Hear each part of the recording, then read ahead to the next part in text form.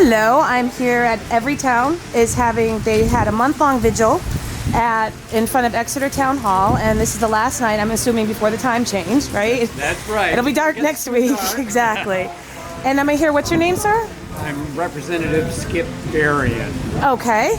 And are you representative in the Exeter area? Yes, I am. Okay.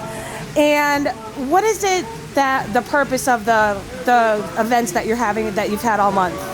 Well, the purpose of these vigils is to demonstrate to the public that there is a will to do something about gun control, and particularly for the reduction of gun violence. Now, New Hampshire is one of the safest states in the country, even with some of the least strict gun laws. How do you figure those two together with gun violence? Well, it is safe in many ways, but we still have our own share of gun violence.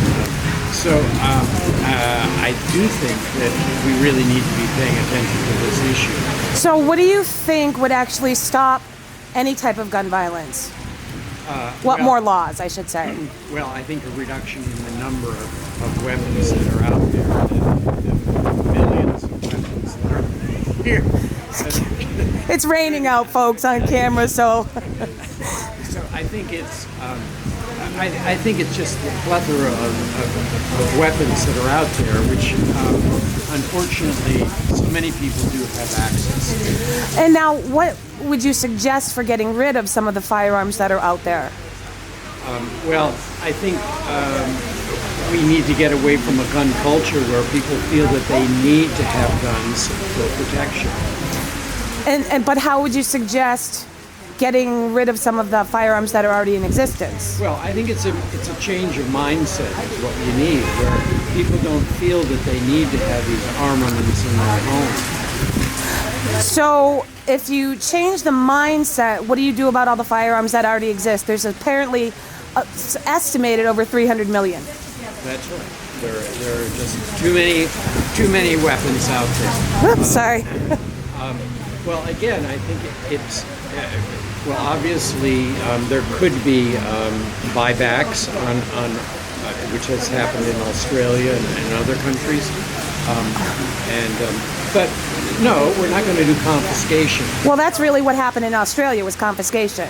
They demanded that they forced people to give back their firearms, which is what Hillary Clinton is suggesting right now too. So. Do you really think that's a good idea? How do you think that would go over in New Hampshire? Well, it certainly wouldn't go over in New Hampshire. No. That's for sure.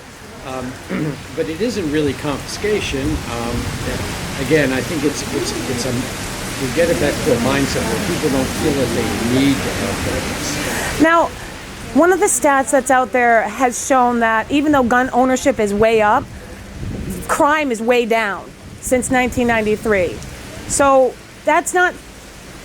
is that saying that more firearms equals less crime, or more people feel safer, or more people aren't committing crime because they're afraid someone else has a gun? Well, I'm glad that there's less crime. Yeah. But we still have 33,000 deaths due to firearms in this country, and that needs to be addressed. Right, and whether other crimes have gone down, that's great, and I'm pleased with that. And of those 33,000 deaths, about 12,000 or more alone, or more than that, are suicide. 20,000, sorry, thank you. In Japan, the suicide rate is much higher than here, and they don't have firearms. So how would you solve that problem? That is a different culture. Right. It's a different culture, and I think that we all have our challenges in dealing with the suicide problem. And I wouldn't say that the suicide problem is strictly due to firearms. The access to firearms. Okay, right. Now, what do you think, what kind of gun control laws, aside from, I understand your point about the culture and having less firearms, what gun control laws would you see putting in place that you think would help? Well, I think having registration, background checks on the purchase of firearms. You do know that we have universal background checks in this country, though. Like, you can't buy a firearm at a gun show on the internet, or... Yes, you can. No, you can't, actually. that's the loophole that we're struggling with. But there's no actual loophole.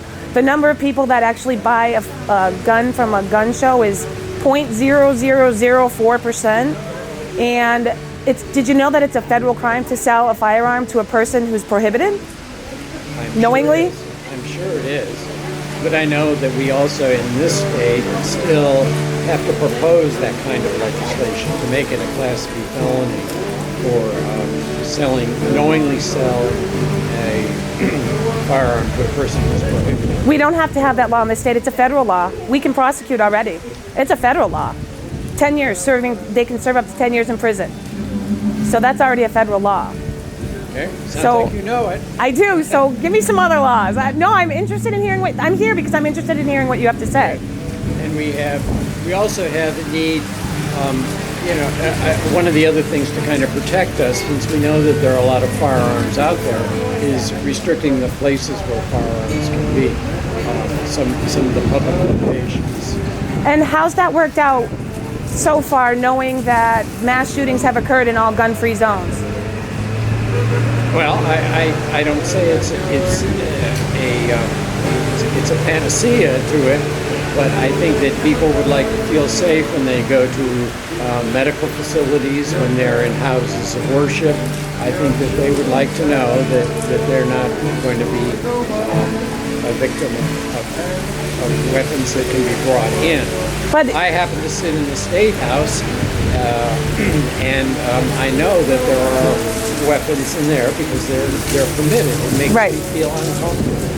But recently there was several people murdered in a church that was a gun-free zone. Someone still broke the law and brought in a firearm. What's going to stop a criminal, since it hasn't stopped any so far, from going into a gun-free zone? It's only stopping law-abiding citizens from protecting themselves. It's not going to stop everyone from doing it. There's no way to stop all of this. We would like to reduce the risk from violence. Recently, well, not recently, in the past couple of years, Vice President Joe Biden was on a gun control task force, and he said that no matter what laws you put into place, it's not going to stop a mass shooting. What do you have to say about that? Well, I'm sure that mass shootings still can occur. We have warfare, and so we see it all the time. On the other hand, I think that it's important, again, to change the mindset so that people don't feel that they have to have weapons, and that those people who have disordered thinking and feel that they have to solve their issues with a gun. Now, what do you say to a woman who wants to protect herself and her family when she has a firearm in her home or on her person? Do you tell her to wait for the cops for minutes when seconds matter? Well, it depends upon her skill with a weapon. And you mentioned a woman with children at home. That makes me particularly uncomfortable because I want to be sure that firearm is well stored. If she has an invader coming into her room, she's not going to have that weapon under her pillow. She's not going to have it in her bedside table. She has to get up and go and find it. So I think that it's a limited body to work. And the other issue is if she does call the police first and then grabs the firearm, when the police come, they don't know who's the invader and who's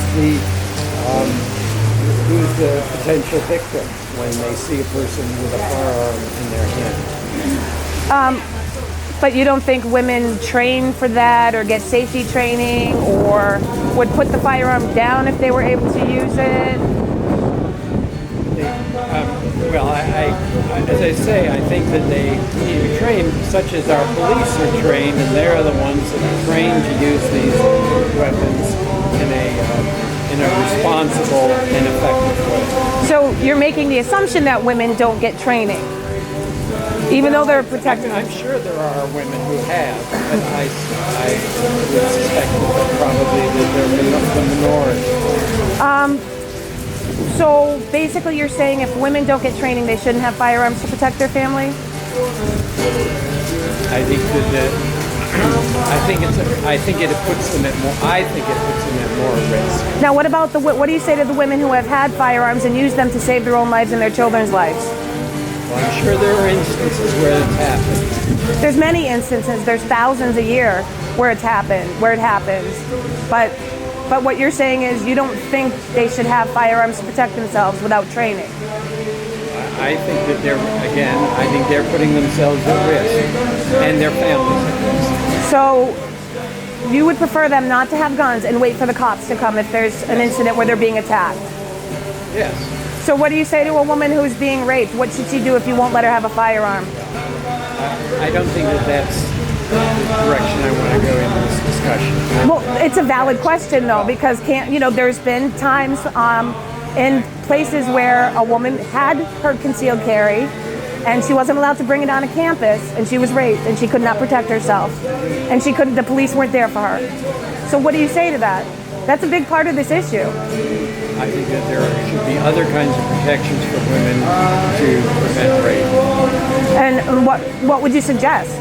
I think that if you're going onto a campus and you feel that there's a risk of sexual assault, there should be systems available in those locations. This is a place where sexual assault is likely. There usually is. There's the police call boxes and things like that. Obviously there usually is. But so we'll veer off that topic now. So in general, what do you think should occur in New Hampshire, considering, again, we have very low, we're one of the safest states in the country. We do have a strong Second Amendment community in this state. We do have a lot of men and women who own firearms, and yet we're still extremely safe. But what do you think should be done? What can possibly be done here to make us any safer? Well, I think, despite the fact you say that there are no loopholes in the background checks, I think that needs to be. I think that we still need to work on that particular problem. I think by having public forums so that so that the gun culture is not as prominent as it is in the present time. Okay, thank you very much, Rep. Okay. I appreciate you talking to me. Can we ask you a question? Sure. Who do you represent? Oh, I'm here with Examiner. The Examiner is from where? Manchester Political Buzz Examiner. Sorry. Okay. It's a newspaper or online? Online. Yep. Online. Yep. Okay. I don't know if you're interested, but there's a minister for the Baptist Church down there. There's a what? There's a minister, the pastor of the Baptist Church, the woman in the black coat down there is one of our demonstrators today. Oh, okay. Might be